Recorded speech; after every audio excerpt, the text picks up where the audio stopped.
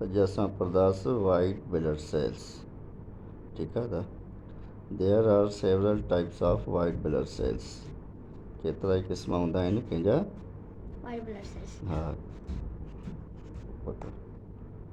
Book पकड़े। Each type has a different shaped nucleus. चए थो हर क़िस्म जे जो जेको वाइट ब्लड सेल आहे न मुख़्तलिफ़ क़िस्म जा हूंदा आहिनि न, त उन जो हिकु हिकु जो टाइप में जेको उनजो न्यूक्लियस आहे उनजो शेप मुख़्तलिफ़ आहे। Same type of nucleus shape न आहिनि।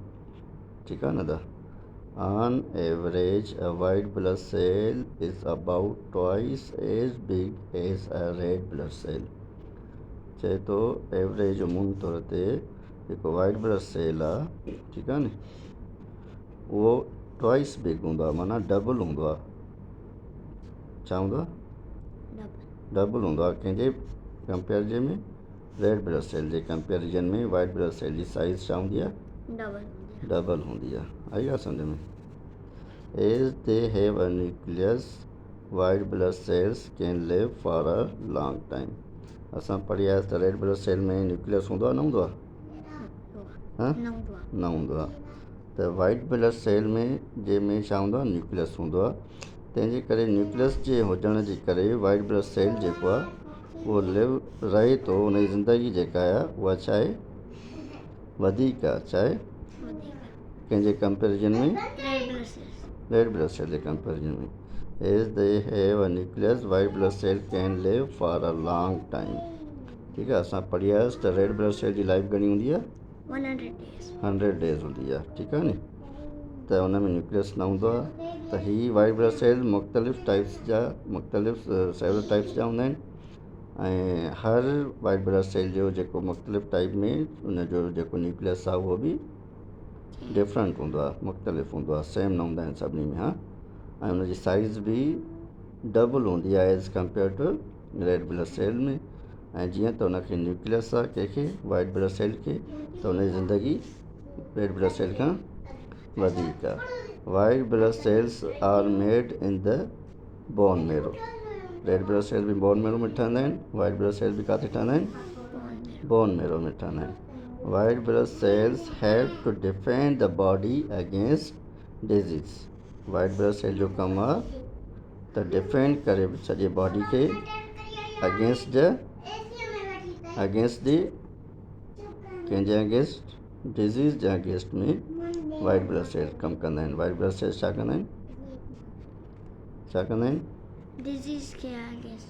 हाँ, डिजीज़ जे अगेंस्ट में कमु कंदा आहिनि, माना डिजीज़ जे ख़िलाफ़ु लड़ंदा आहिनि। रेड ब्लड सेल जो असां कमु पढ़ी आयासीं त उहे छा कंदा आहिनि? हुन में होमोग्लोबिन हूंदो आहे जेके ऑक्सीजन कैरी कंदा आहिनि to all the body parts.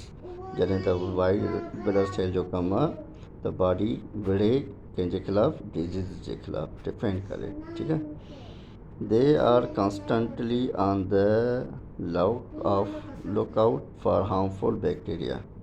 इहे लगातार ॾिसंदा रहनि था फॉर हार्मफुल बैक्टीरिया, जेके जिस्म खे बैक्टीरियाज़ हार्म कनि, नुक़सानु पहुचाइनि, उन्हनि खे ॾिसंदा रहनि था। विच दे डिस्ट्रॉय बाय एंगुलफिलिंग देम। छा कंदा आहिनि? पोइ उन्हनि खे डिस्ट्रॉय कंदा आहिनि। छा कंदा आहिनि? कंहिंखे? हार्मफुल बैक्टीरियाज़ खे। ठीकु आहे न। Wrapping them self around them. ही हिकिड़ो मेडिकल टर्म आहे, एंगल्फिंग। छा? एंगल्फिंग। हिन जो मतिलबु आहे त उहो जेको वाइट ब्लड सेल जी बैक्टीरिया आहे न, त वाइट ब्लड सेल छा कंदो आहिनि? उहो चोधारी हिनखे अची हुनखे खाई वेंदा आहिनि। छा करे छॾंदा आहिनि? खाई छॾंदा अथसि, ख़तमु करे छॾंदा अथसि। ठीकु आहे। Once this has happened the white blood cell live only for a few days because they are poisoned by bacteria. जीअं बैक्टीरिया सां उहे विढ़ी करे बैक्टीरिया खे डैमेज कंदा, उन खां पोइ इन अमल खां पोइ वाइट ब्लड सेल पाण जल्दी कुझु ॾींहंनि में ख़तमु थी वेंदा आहिनि, छो जो उन में बैक्टीरियाज़ जी छा अची वेंदी आहे? ज़हर अची वेंदी आहे। ठीकु आहे। पोइ वरी छा आहे? दे हैव कैप्चर्ड जेको बैक्टीरिया उन्हनि पकड़ो न उनजी ज़हर उन्हनि खे वाइट ब्लड सेल खे ख़राबु करे छॾंदा आहिनि, पोइ इन करे वाइट ब्लड सेल जल्दी उहे पाण बि पोइ डेड थी वेंदा आहिनि। The yellow pus which comes from an infected wound is full of dead white blood cells. जेका yellow pus which come from an infected वॉन्ड माना ज़ख़म, ठीकु आहे। कंहिं इन्फेक्शन जे करे जेको ज़ख़म थींदो आहे उन में जेका येलो येलो माना पीले कलर जी जेका पस निकिरंदी आहे, जेको गंद निकिरंदो आहे, असल में इहो चए थो त इहे वाइट ब्लड सेल्स छा हूंदा आहिनि, उहे मरियल हूंदा आहिनि। Some white blood sales also produce chemicals called antibodies. कुझु वाइट ब्लड सेल्स प्रोड्यूस कंदा आहिनि केमिकल जंहिंजो नालो आहे एंटीबॉडीज़, ठीकु आहे। They kill germs and change the poisonous chemical produced by germs into harmless substance. Antibodies छा कंदा आहिनि, उहे जर्म्स खे किल कंदा आहिनि ऐं नंबर ॿियो जेका पॉइज़न ज़हर केमिकल प्रोड्यूस जेको जर्म्स प्रोड्यूस कंदा आहिनि उनखे इहा एंटीबायोटिक हार्मलेस करे छॾी आहे। छा करे छॾी आहे, नुक़सानकार बि न थिए। Some antibodies remain in the blood for months or even years.